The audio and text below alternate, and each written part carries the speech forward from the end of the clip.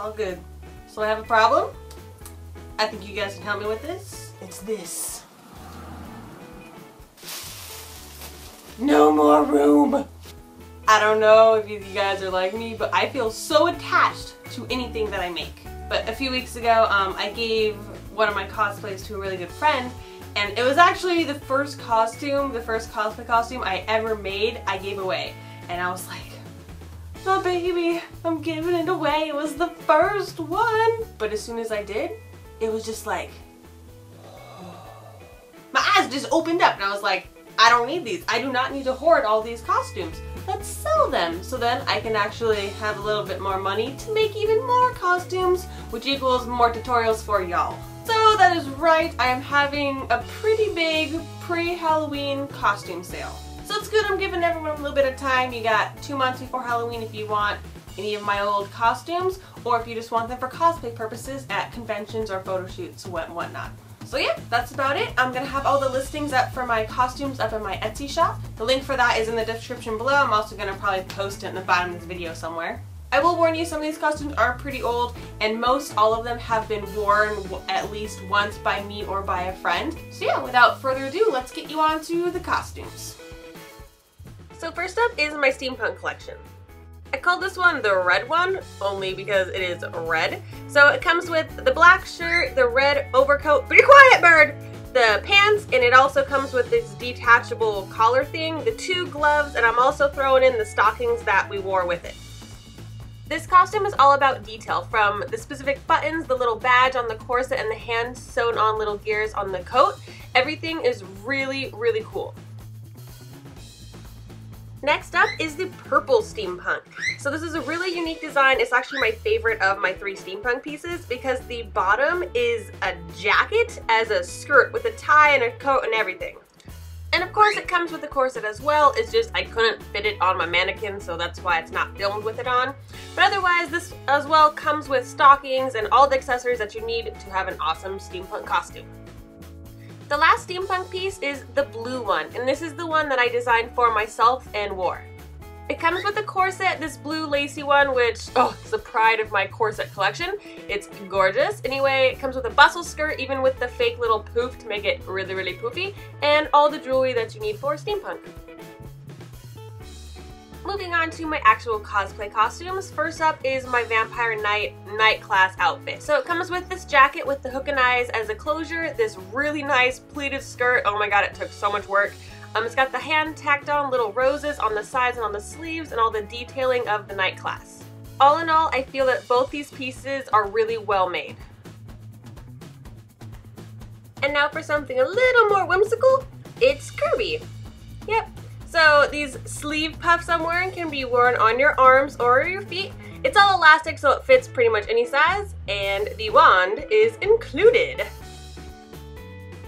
Now here we have an Amon jacket I wore from Legend of Korra, the first book. This is actually the only costume that I'm selling that hasn't been worn. So it comes with the jacket plus the arm bracers and the foot leg brace things. Unfortunately, I do not have the mask. It's kind of a bummer, but it is still a really cool costume. You can do like the cool face scar makeup if you want, but sorry, no mask. And speaking of Avatar, we have a generic firebender costume. It is meant for a larger size, but this big black belt can be easily adjusted. You just have to replace the hooks, and there's lots of extra fabric for you to adjust if need be. It's a very simple, very comfortable costume, plus you can have the shoes if you fit into a size 8. Next up is the Airbender. Again, just like the Firebender, an extremely comfortable costume. The only thing you need is a pair of brown yoga pants or sweatpants to go under the yellow pants.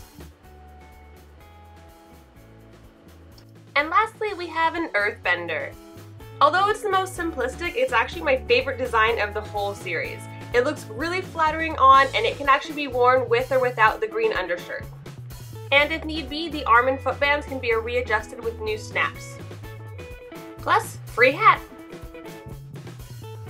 Now straying a little away from traditional cosplay, I have a dress inspired by Park Bom's dress in Ugly from 21. It has a zipper down the back and all the straps are adjustable so you can change the lengths of all of them if you wish. It's essentially a t-shirt, so it might be a little short for some of you to wear as a dress, but all the artwork on it I actually hand painted on canvas and sewed it onto the dress. Next is an original piece of my own design. I don't really know what it could be used for, clubbing, dancing, every day, it's up to you. The front is an original image I drew on the computer and then sublimated onto fabric. There's hand beading on the horns and on the mask right here. All the fabric is stretchy, the still is very form-fitting, and the ribbon at the top is adjustable.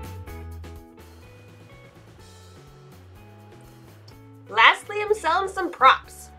Hopefully, as many of you know, this is a hammer I made for my Harley Quinn costume. The whole thing is pretty lightweight and it actually opens up to become a storage compartment. It has been used before, so it's not in pristine condition, but it still has a few con uses left. And now we have the first version of my Harley Quinn hammer.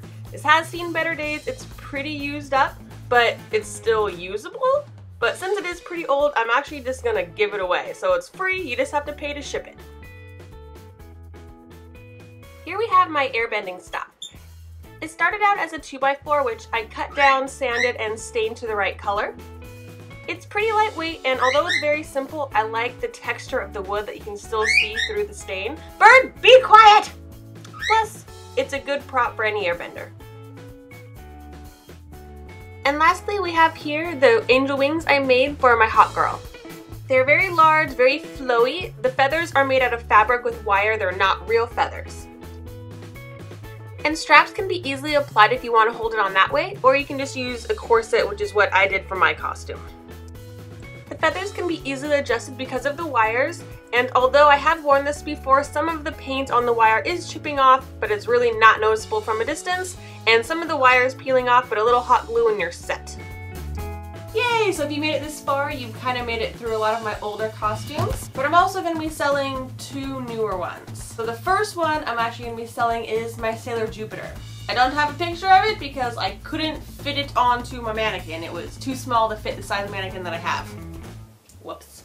So if you're interested in the Sailor Jupiter, it's going to include the fuku, which is one whole piece. It's got the collar, the skirt, the whole leotard thing. It's all one piece. It includes the 2 bows, the front and the back bow, which are detachable with Velcro. It's going to come with the sleeves. And then it's also going to include the crown and the rose earrings as well. And that's it. Sailor Jupiter. I'm also selling my Hawk Girl. I've only worn it once, and don't get me wrong, I loved wearing it. I loved wearing the costume, but I don't think I'm going to wear it again. No particular reason, I just want to move on to other things. So that's it. Hey guys, have fun picking through my costume closet, and if you want to buy anything, just head over to my Etsy page and buy it. So yeah, I hope you guys find something that you like, and some people will have some new costumes. I'll see you guys soon. Bye.